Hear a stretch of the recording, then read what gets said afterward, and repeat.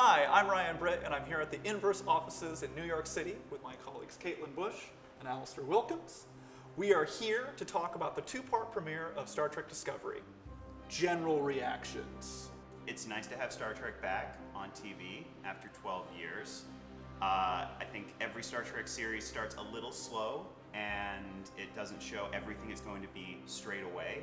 It didn't show us the Discovery, or most of the cast. Yeah, I like the idea that any other Star Trek show that didn't have the Enterprise in the first episode, people would riot. Caitlin, what did you think? General feelings? I enjoyed the prologue feeling of everything and how it's all wrapped up within 2 hours. It finishes really well and on a really great cliffhanger. I don't know if we want to spoil it for everyone right away. Yeah, we're going to start spoiling things right now. Remember the ending of Star Trek 09 when Kirk and Spock beam over to beat the crap out of Eric Bana? It's like, imagine that, only Kirk gets murdered and Spock goes to space jail. Because that's basically what happens at the end of Star Trek Discovery.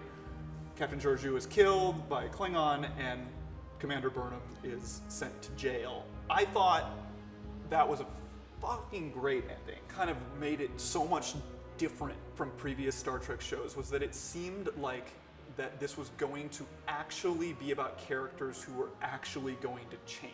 I felt like this one was like, okay, this show is really going to be about the evolution of what Michael Burnham does and thinks with her life. Right. Well, and I think that's an expectation of television anymore. We haven't had a Star Trek TV show in 12 years. If all of a sudden you were going to have the exact same show without character development, without too much transition across someone's story, no one's gonna have too much interest in it when you have shows like Game of Thrones and everything that is developing characters throughout time. How do we feel about Sarek being the Obi-Wan Kenobi of Star Trek Discovery?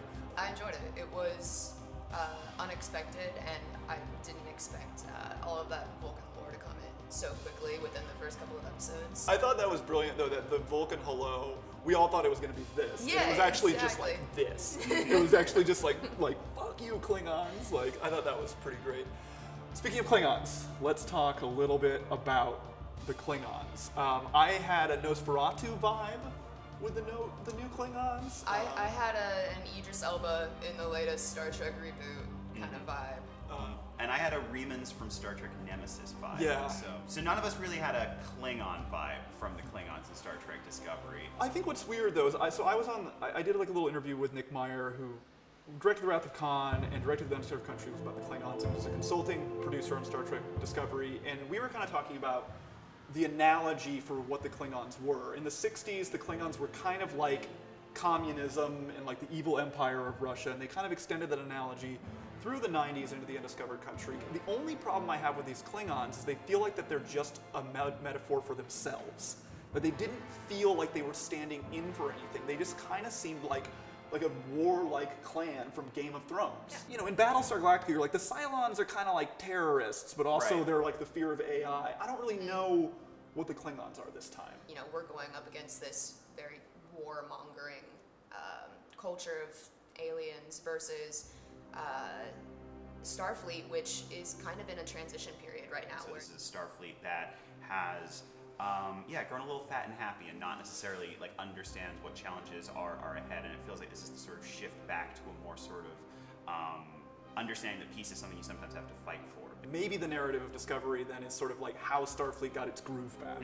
What are our hopes for what's going to happen next? What do we think is going to happen next? I was surprised we didn't see any of Jason Isaacs in the first couple of episodes. Yeah, though I'm suspecting, especially since he's being played by Jason Isaacs, not a straightforward hero. I hope that the series shows us something where we're seeing the decisions that are made out in space sort of affecting real people.